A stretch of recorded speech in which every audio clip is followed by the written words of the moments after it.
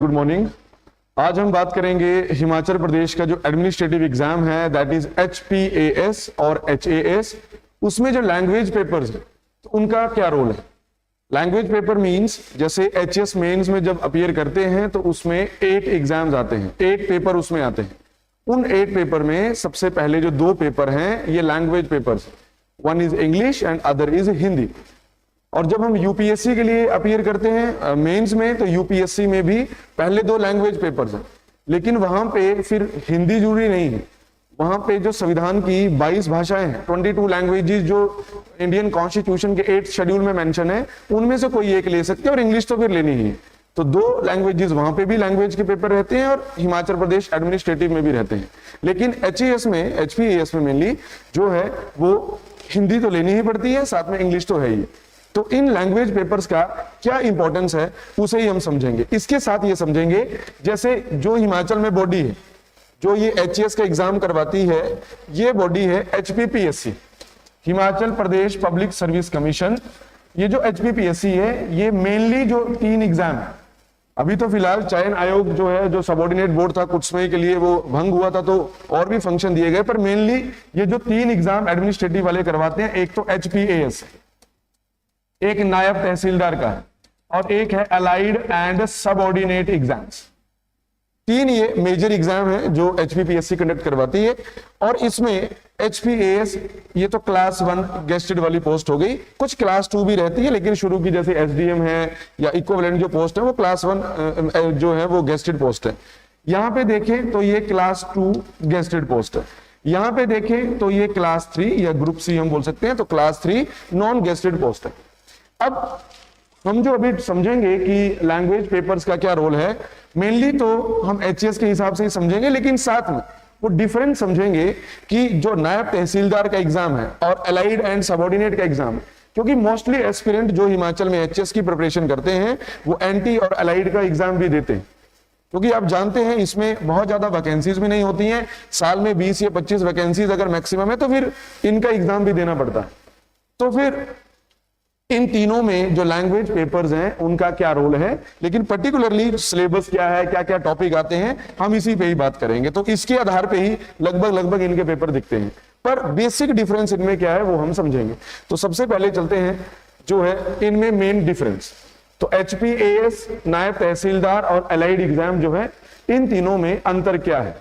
एक तो जो गेस्टेड नॉन गेस्टेड या क्लास 1 क्लास 2 क्लास 3 वाला अंतर है वो हमने देख लिया, लेकिन अगर सिर्फ लैंग्वेज पेपर्स की बात करें तो हिंदी और इंग्लिश लैंग्वेज इन तीनों में आनी है, HAS में भी, नायब तहसीलदार में भी और अलाइड में भी। इन तीनों में लैंग्वेजेस जो है ये दोनों आनी है।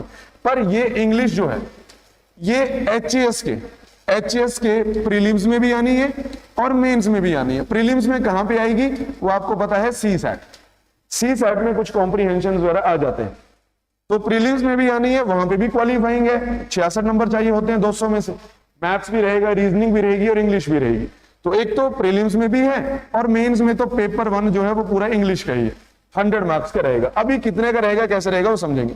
लेकिन हिंदी जो है ये प्री में नहीं आनी है, ये सिर्फ मेंस में आनी है, पेपर 2 जो है वो हिंदी।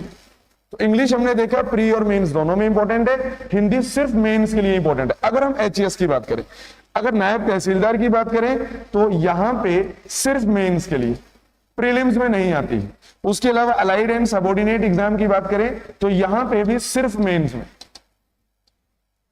तो ये तो डिफरेंस हुए, दोनों की हम बात कर रहे हैं, हिंदी इंग्लिश भी मेंस में, नायब तहसीलदार में भी हिंदी इंग्लिश मेंस में, और HAS में सिर्फ इंग्लिश प्रीलिम्स में और हिंदी इंग्लिश दोनों मेंस में। तो फिर अब देखो बाकी जो डिफरेंस है, ये जो वर्ड आप देख रहे हैं, अब ये मैं बाकी मिटा देता हूं फिर आपको समझाता हूं। देखो यहां पे HAS में हमने लिखा है इट इज क्वालिफाइंग पेपर, लेकिन नायब तहसीलदार और अलाइड एंड सबऑर्डिनेट में लिखा है मैरिड पेपर्स। यहां भी मैरिड पेपर और यहां भी मैरिड पेपर। इसका मतलब यह है कि जब हम HAS के एग्जाम में, मेंस के एग्जाम में अपीयर करते हैं तो जैसे पहला पेपर इंग्लिश हुआ, दूसरा पेपर हिंदी हुआ, तीसरा पेपर ऐसे हुआ, फिर 4, 5 और 6 ये जो है ये है GS पेपर 1, GS पेपर 2 और GS पेपर 3। उसके बाद 7th और 8th जो है ये है ऑप्शनल पेपर 1 और ऑप्शनल पेपर 2। सब्जेक्ट एक ही रहेगा पर उसके 2 पेपर आते हैं, वो आप जानते हैं। जैसे हिस्ट्री है तो हिस्ट्री पेपर 1, हिस्ट्री पेपर 2, कोई भी ऑप्शनल ले सकते हैं। लेकिन ये जो पहले 2 एग्जाम हुए, जो ये लैंग्वेज पेपर्स हुए, लैंग्वेज पेपर्स HAS में, these are of qualifying nature. ये क्वालिफाइंग नेचर है, मतलब हिंदी भी 100 मार्क्स की आएगी, इंग्लिश भी 100 मार्क्स की आएगी, और आपको हिंदी में 40 मार्क्स चाहिए, इंग्लिश में भी 40 मार्क्स चाहिए in order to get qualified. अब उसके बाद आप 100/100 भी ले लें, इंग्लिश में चाहे हिंदी में, इट डज नॉट मैटर, उसका कोई रोल नहीं है, क्योंकि ओवरऑल जो लास्ट में क्यूमुलेटिव जो मार्किंग जब ये सारे जुड़ेंगे तो उसमें इनको अकाउंट में नहीं लिया जाता है, इसलिए इनको बोलते हैं दीज आर क्वालिफाइंग पेपर्स। बस इतना चेक करना है कि जो बच्चा, जो एस्पिरेंट भविष्य में ऑफिसर बनने जा रहा है, क्या उसको इतनी इंग्लिश और इतनी हिंदी आती है कि वो पढ़ पाए, लिख पाए, समझ पाए। तो इसीलिए क्राइटेरिया सिर्फ 40% का इस पे रखा गया है। देन बाकी तो ये तो अभी हम उसकी बात नहीं कर रहे हैं, ऑलरेडी एक ओरिएंटेशन का वीडियो हमारे चैनल पे लॉन्चपैड IAS में अपलोड किया है कुछ दिन पहले, तो वो आप डिटेल में देख सकते हैं क्या क्या मेंस की स्कीम है, क्या सिलेबस रहता है। तो अभी तो हम इस लैंग्वेज वाले पार्ट में ही स्टिक करेंगे। तो ये है HAS के लिए क्वालिफाइंग पेपर्स हमने देखे। लेकिन जब हम नायब तहसीलदार और अलाइड की बात करते हैं, जैसे नायब तहसीलदार में GS, SA, इंग्लिश और हिंदी 4 पेपर आते हैं नायब तहसीलदार के मेंस में, और सबके नंबर जुड़ते हैं। अब आप देखो वहां पे कितना इंपॉर्टेंट हो जाती है लैंग्वेजेस, इंग्लिश और हिंदी कितनी इंपॉर्टेंट हो जाएगी। SA के नंबर तो HAS में भी जुड़ेंगे, पर SA और GS तो है ही नायब तहसीलदार में, पर इंग्लिश और हिंदी भी आ जाएगी और इनके नंबर जुड़ेंगे। फिर यहाँ तो जितना स्कोर एक व्यक्ति कर पाए, एक एस्पिरेंट कर पाए, उतना कम है। हो सकता है किसी की जीके में बहुत ज्यादा कमांड नहीं है, पर हिंदी इंग्लिश में उसकी बहुत अच्छी कमांड, लैंग्वेजेस में बहुत अच्छी कमांड है, तो वहां पे स्कोर कर सकते हैं। देन अलाइड एंड सबऑर्डिनेट की बात करें तो यहां पे मेंस में फिर GS भी आएगा, इंग्लिश भी आएगी और हिंदी भी आएगी। तो GS, इंग्लिश और हिंदी, तो इंग्लिश और हिंदी यहां पे भी मैरिड पेपर्स हैं, यहां पे भी इनके मार्क्स जुड़ते हैं।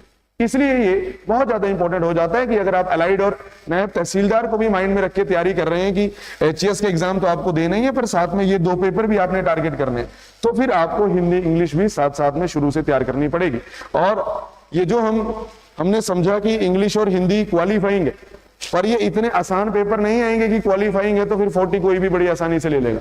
खास करके हिंदी, बहुत सारे स्टूडेंट ऐसे होंगे जिन्होंने 10th के बाद हिंदी नहीं पढ़ी होगी और अभी अपने जो है 25, 26, 28 अलग अलग एज ग्रुप में हो सकते हैं। तो जब काफी साल हो गए हों या आपने वो पढ़ा नहीं, और खास करके ग्रामर, क्योंकि वहां कहानी नहीं लिखनी है, वहां पे ग्रामर आएगा प्रॉपर, हिंदी का जो ग्रामर है, जो व्याकरण है, तो अगर वो अच्छे से नहीं पढ़ा है या तैयार नहीं किया है, मुहावरे का एक्चुअल में मीनिंग पता नहीं है, लोकोक्ति के क्या मायने हैं, मीनिंग है वो पता नहीं है, तो फिर आपको उसमें मार्क्स नहीं मिलेंगे। गद्य पद्य वो सब इसमें आते हैं, गद्यांश पद्यांश उसकी व्याख्या आएगी, तो उसके लिए जो है वो आपको प्रैक्टिस करना जरूरी है। देन अब देखो HAS के बारे में थोड़ा देख लेते हैं कि जो HAS है उस पे जो जनरल इंग्लिश है, जो पेपर 1 है, हालांकि क्वालिफाइंग है, लेकिन जनरल इंग्लिश में जो है वो क्या क्या इंक्लूड रहेगा। तो देखो क्या क्या इसमें पूछा जाएगा। पहली बात तो इंग्लिश ग्रामर, इसमें क्लॉज टेस्ट हो सकते हैं, कुछ और पूछा जा सकता है। तो इंग्लिश ग्रामर जो है 20 नंबर का मिसलेनियस रहेगा, अलग अलग जो है इससे क्वेश्चन बन सकते हैं। ज्यादा चांसेस क्लॉज टेस्ट के रहते हैं, जो फिल इन द ब्लैंक्स रहते हैं, तो आपको उसमें जो है वो फिल करना रहता है। नेक्स्ट, अब देखो ये मेंस के पेपर हैं, तो ध्यान रहे मेंस के पेपर हैं तो सब्जेक्टिव भी होंगे। अब ये टिक मारने वाली गेम नहीं है, MCQ नहीं है, वो प्रीलिम्स की बात थी। तो ये जनरल इंग्लिश की बात करें तो सारे पेपर सब्जेक्टिव है, तो ये भी सब्जेक्टिव होगा। पहला तो इंग्लिश ग्रामर हो गया 20 मार्क्स का। फिर यूसेज एंड वोकैबुलरी, ये भी 20 नंबर का। वोकैबुलरी में एंटोनिम पूछ सकते हैं, सिनोनिम पूछ सकते हैं। इसके अलावा यूसेज, एक शब्द दिया होगा उसका अलग अलग सेंटेंस में यूज करना होगा, या उसका नाउन के रूप में भी और जो वर्ब है उसके रूप में भी यूज करना होगा। फॉर एग्जाम्पल, जैसे आपको ये दे दिया कि ब्रेथ और ब्रीद, ब्रेथ और ब्रीद का आपने इस्तेमाल करना है। तो देखो बात तो एक ही है, ब्रेथ सांस लेना और ब्रीद जो है ये भी सांस लेना, लेकिन जो ब्रेथ है इट इज अ नाउन, एक प्रक्रिया है ये कि सांस लेते हैं लोग, या हम सब सांस लेते हैं, या जो भी जितने भी लिविंग बीइंग्स है सब सांस लेते हैं, तो वो ब्रेथ। पर एक्चुअल में सांस ले रहे हैं जो क्रिया है ब्रीद, तो ब्रीद जो है इट इज अ वर्ब, ये वर्ब। जैसे एक व्यक्ति जो है व्हाइल ब्रीदिंग तो ही वाज फीलिंग पेन, तो जब वो सांस ले रहा था तो उसको जो है वो पेन हो रही थी उसके लंग्स में, तो वो एक वर्ब हो गई, वो क्रिया हो गई, पर ये ब्रेथ है। ये ब्रेथ है, मतलब सांस लेना, वो एक क्रिया को दर्शा रहा है, एक्चुअल में हो रहा है उसको नहीं दर्शा रहा है ये। देन ये तो मैंने इस्तेमाल बताया, तो यूसेज, ये बहुत कई बार ये क्वेश्चन पूछा है, तो अलग अलग टर्म्स में जो है ये क्वेश्चन पूछा जा सकता है कि ब्रेथ ब्रीथ हो गया, ऐसे बहुत सारे होते हैं। तो उस पे आपको एक वर्ड दिया जाएगा, दो वर्ड दिए जाएंगे, आपको दो अलग अलग वाक्य बनाने हैं अलग अलग इस्तेमाल करके। तो ये काफी इंपॉर्टेंट है और कई बार ये क्वेश्चन यहां से बनते भी हैं। देन इंग्लिश कॉम्पोजिशन, इसमें जो है इंग्लिश कॉम्पोजिशन में ये इसमें मिक्स है, यूसेज भी, वोकैबुलरी भी और इंग्लिश कॉम्पोजिशन भी। इसमें भी अलग अलग आपको चाहे नरेशन पूछे, वॉइस पूछे, कुछ भी जो है इससे पूछा जा सकता है। नेक्स्ट, इसमें जैसे कॉम्पोजिशन में मेनली लेटर्स है, एप्लीकेशन है, रिपोर्ट है, नोट राइटिंग है, ऐसा जरूरी नहीं है कि चारों एक साथ ही आ जाएंगे, पर ऑब्लिक ऑब्लिक करके है, तो इसमें कुछ भी क्वेश्चन बन सकता है। हो सकते हैं आपको नोटिस आ जाए लिखने के लिए, आपको रिपोर्ट आ जाए, एप्लीकेशन लेटर दोनों आ जाए 10-10 नंबर में, तो टोटल 20 मार्क्स का इंग्लिश कॉम्पोजिशन है। Then comprehension of unseen passages, तो ये तो जो कॉम्प्रीहेंशन वाला पार्ट है, ये कॉम्प्रीहेंशन वाला पार्ट ये तो प्रीलिम्स में भी आता है, पर प्रीलिम्स में तो आपको टिक मारना ही रहता है, पर यहां पे तो आपको प्रॉपर कॉम्प्रीहेंशन पढ़ के उसका आंसर निकाल के वो लिखना भी पड़ेगा। And last one is precious, ये प्रेसिस जो है ये इंपॉर्टेंट है। समरी, ये यूजुअली हर साल आती है और देखो 20 मार्क्स की आती है। अगर थोड़ी सी भी आप प्रैक्टिस कर लें, थोड़े से नियम देख लें प्रेसिस राइटिंग के, कि जैसे मेन टेक्स्ट में और प्रेसिस में क्या अंतर होगा, क्या हम सेव वर्ड टू वर्ड उसमें कोट करेंगे, नहीं करेंगे, तो या एग्जांपल्स हम कोट कर देंगे, नहीं करेंगे, वो आपको ध्यान रखना है। और प्रेसिस के लिए स्ट्रिक्ट वर्ड लिमिट भी रहती है, मोस्ट ऑफ द टाइम 1/3 रहती है। तो जब आपको वो शीट मिलेगी प्रेसिस वाली, उसमें ऑलरेडी ऐसे कॉलम बने रहते हैं, ऑलरेडी ऐसे कॉलम बने रहेंगे। जैसे एक में अगर 5 वर्ड आ सकते हैं, तो मान लीजिए ऐसे 20 लाइन है, तो सिर्फ 100 वर्ड ही आपके आएंगे, और 300 वर्ड का टोटल उन्होंने दे रखा है, तो आपको 100 में सम अप करना है। एक बॉक्स में आप एक ही वर्ड लिखेंगे, ताकि एग्जामिनर जो है इजीली उसको काउंट भी कर ले कि कितनी रोज हैं, कितने कॉलम है, तो इजीली काउंट भी हो जाएगा। तो ये बहुत इंपॉर्टेंट पार्ट है, दैट इज प्रेसिस राइटिंग। देन देखो, जो HES में पेपर सेकंड जो हिंदी का पेपर है, उसमें एग्जैक्टली मेंशन तो नहीं किया है, सिलेबस मेंस का देखें तो बस वहां हिंदी व्याकरण वो लिखा है, पर लेकिन पास्ट एग्जाम देखे, जैसे अभी जो लास्ट एग्जाम हुआ था उसके जो ट्रेंड देखे, तो मैंने वहां से ये एनालाइज करके ये निकाला है। तो देखिए, अब जब इसमें पेस्ट करते हैं तो थोड़ा इशू आ जाता है, ये मैं वैसे ही आपको बोल देता हूं। देखो, ये है 700 शब्दों में सरल निबंध, तो सरल तरीके से निबंध लिखना है 700 शब्दों में। आपको 4 निबंध दिए होंगे, जो भी मोस्ट एप्रोप्रिएट बेस्ट है वो आपको लिखना है। तो 30 नंबर का तो सीधा ऐसे ही हो गया। अब ऐसे की थोड़ी तैयारी करनी रहेगी कि उसकी इंट्रो कैसी होगी, बॉडी कैसी होगी, पॉइंट्स कैसे बनाएंगे। तो नेक्स्ट गद्यांश, अब ऐसे एक्चुअल में लिखते नहीं है, पर जब पीपीटी में कॉपी करते हैं तो ये फॉन्ट इसके चेंज हो जाते हैं। तो गद्यांश का हिंदी में अनुवाद, एक प्रॉपर टेक्स्ट दिया होगा, इंग्लिश में होगा, आपको इसको हिंदी में ट्रांसलेट करना है, तो 10 नंबर का तो यही हो जाएगा। पर वो इतने इजी नहीं है, ट्रांसलेशन के कुछ नियम होते हैं, वो आपको पहले तैयार करने पड़ेंगे। उसी तरह अगला एक और गद्यांश होगा, वो हिंदी में दिया होगा, अब आपको इंग्लिश में वो ट्रांसलेट करना है, तो इंग्लिश टू हिंदी भी आएगा और हिंदी टू इंग्लिश भी आएगा। देन कविता की व्याख्या, पद्यांश जिसको हम बोलते हैं, एक प्रोज पोएट्री जो है वो मेनली पोएट्री उसमें दी होगी, लगभग 4-5 लाइन्स होंगी, और वो आपको एक्सप्लेन करनी है, पर वो इतना इजी नहीं रहेगा, क्योंकि वो उसके जो अंदर गहराई है वो आपको इंटरप्रेट करना है और उसको लिखना है। जैसे बचपन में 10th क्लास तक किया करते थे कि सरलार्थ या वो जो व्याख्या हम करते थे, प्रसंग सहित व्याख्या करते थे, वो इंपॉर्टेंट है। तो कविता की तो आएगी, पद्यांश की तो आएगी, गद्यांश की भी आएगी, गद्यांश की व्याख्या भी आएगी, ये भी 10 नंबर की रहेगी। एक प्रॉपर पैराग्राफ दिया होगा, लेकिन बहुत क्लैरिटी के साथ नहीं होगा, वो आपको उसका भाव समझना है, आपको लिखना है कि एक्चुअल में क्या पूछा गया है, इसमें क्या इसमें बताया गया है। मुहावरों का वाक्यों में प्रयोग 5 नंबर, और बहुत आसान है ये 5 नंबर।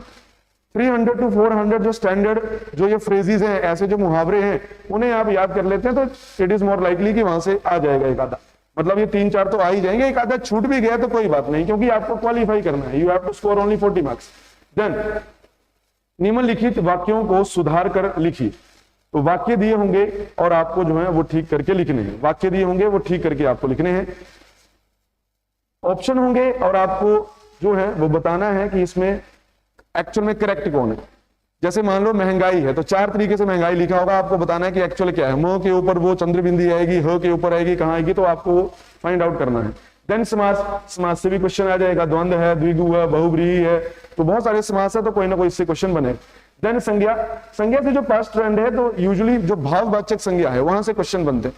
आपको एग्जाम्पल दिया होगा, आपको फाइंड आउट करना है कि ये कौन सी संज्ञा है, गुणवाचक है, भाववाचक है, या बताया जाएगा कि भाववाचक संज्ञा का एक वाक्य बनाइए। तो ऐसे कैसे भी क्वेश्चन बन सकते हैं। समानार्थी, समान शब्द तो आप जानते ही हैं, तो समान शब्द किसी के भी पूछे जा सकते हैं जो समानार्थक शब्द है। देन शुद्ध वर्तन, तो आपको लिखना है, एक गलत स्पेलिंग दी होगी वर्तनी तो आपको ठीक करनी है, शुद्ध वर्तनी। तो ये हुआ एचएएस का इंग्लिश का पेपर। तो लगभग ये टॉपिक्स हैं, अगर आप अच्छे से तैयार कर लेते हैं तो यहां से बात बन जाएगी। अब अगर नायब तहसीलदार की बात देखें, इसके बारे में बात करें तो देखो हिंदी और इंग्लिश में लगभग सेम ही चीजें रहती है जैसे एचएएस में, बस मार्किंग का अंदर है। एचएएस में 100 नंबर की इंग्लिश हिंदी थी, उनमें 40-40 ही आपको चाहिए थे, पर यहाँ पे जनरल नॉलेज 100 का है और इंग्लिश देखो तो 50 मार्क्स की है। इंग्लिश जो है ये 50 मार्क्स की है और हिंदी भी 50 मार्क्स की है, 1.5 घंटे का आएगा। वहां पे 100 मार्क्स की थी और 3-3 घंटे की थी एचएएस में। देन अलाइड मेंस की बात करें तो यहाँ पे इंग्लिश, हिंदी और जीके तीनों आएंगे। तो देखो इंग्लिश और हिंदी का वेटेज 300 नंबर का हो गया कलेक्टिवली, और जीएस का वेटेज सिर्फ 200 का है। तो लैंग्वेज पेपर का अलाइड एग्जाम में ज्यादा वेटेज है दोनों का मिला के, और जीएस के इनके मुकाबले कम है। तो जैसे एचएस में रहते हैं कि आपका जीएस बहुत स्ट्रांग है तो आपके सक्सेस रेट बहुत ज्यादा हो जाता है, लेकिन अलाइड एग्जाम में देखें तो देखो लैंग्वेज का वेटेज ठीक ठाक है। एनटी में भी देखें तो बराबर है, जैसे जीएस अकेला 100 मार्क्स का है और इंग्लिश और हिंदी मिला दें तो दोनों मिला के 50-50, तो ये भी 100 का हो जाएगा। तो मेनली तो हम जो एचएएस का कोर्स है उसके ऊपर ही बात कर रहे हैं, तो उसका जो पेपर है उसका ट्रेंड है, तो इतना आसान नहीं है, यूजुअली हम इनको इग्नोर नहीं कर सकते। तो साथ साथ जो है जब भी आप तैयारी कर रहे हैं, आप कोई हिंदी व्याकरण लेके, एक हाई स्कूल ग्रामर लेके, तो उसके साथ जो है आप ये टॉपिक्स प्रिपेयर कर सकते हैं। और फिर लास्ट में जो है वो पुराना पीवाईक्यूज आप उठा सकते हैं, अलाइड, एनटी, हिमाचल, जो हिमाचल प्रदेश एडमिनिस्ट्रेटिव है, एचएएस है, उनके लास्ट 10 ईयर्स के पेपर आप सॉल्व कर लेते हैं अगर, तो फिर मोस्टली क्वेश्चन तो आपके ठीक हो ही जाएंगे, क्योंकि लगभग पैटर्न सेम ही रहता है। तो ये था हमारा topic. It was all about the importance of language papers in HAS. तो अभी के लिए इतना ही। Okay guys, thank you very much. और किसी भी तरह की गाइडेंस चाहिए हो तो दिए गए नंबर पे आप हमें संपर्क कर सकते हैं। एचएएस का कोर्स ऑनलाइन ज्वाइन करना हो, ऑफलाइन ज्वाइन करना हो या यूपीएससी ज्वाइन करना हो, आप हमसे कॉन्टेक्ट कर सकते हैं। Okay guys, thank you very much.